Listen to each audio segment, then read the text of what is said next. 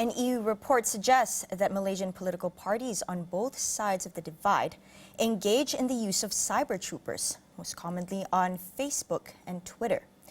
Dr. Benjamin Loh, lead project investigator in the report, breaks down how misinformation can risk our country's democracy.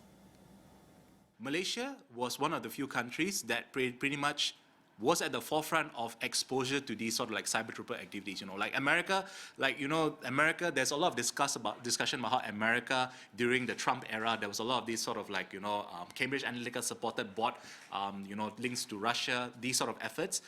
That is all very, very new. But for Malaysia, we've actually been experiencing this for, like I said, about 20 years now at this point.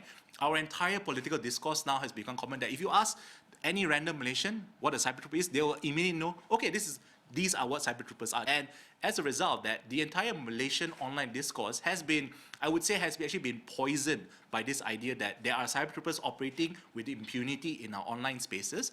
And as a result of that, it's incredibly destructive to our democracy, because when you see any viewpoint that you feel is partisan or is politically motivated, people's first thought in their head is that must be a cyber trooper. They can't be a real person. And as a result of that, that just means that people don't engage in debate. When it comes to tackling misinformation online, Loh said it all boils down to political will. As we indicated here, almost all political parties have engaged in the use of sort of like cyber troopers to a certain degree. We can see that BN tends to use the most, but PH also has their own cyber troopers to a certain extent.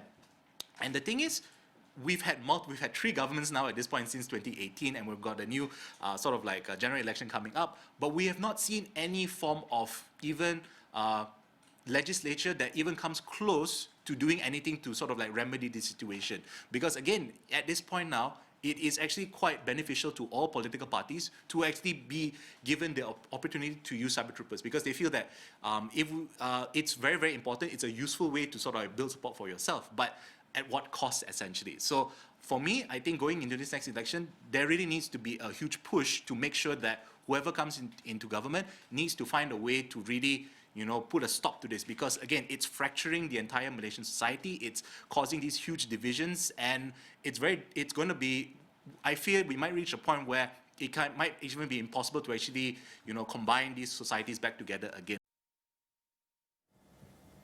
In order to combat any spread of misinformation ahead of GE15, Loh stressed the need for media literacy now more than ever.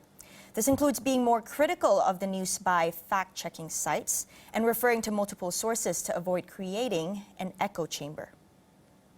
The main push for this report is to really focus on media literacy, because if you can give people the tools and the means to sort of like be media literate and to make it sustainable, I think that's where we're focusing on. We want to make media literacy sustainable. More often than not, people learn about media literacy, they practice it a few times, but they realize that I can't do this every day or every week because it's so tiring, it's so time consuming. So if we want to make it sustainable so that if you do it constantly, that over time, perhaps, again, we don't know with any certainty, perhaps people will finally correct their media habits. They will actually expand their perspectives and be more exposed to different media as a result of that. So even if the government were to push for that, that would actually be a very, very good step in the right direction. Because right now, I think we're not really seeing, a lot of times the government is just focusing on correcting fake news, things like, oh, go to sebenarnya.my, visit certain things, but not so much the effort towards looking at media literacy.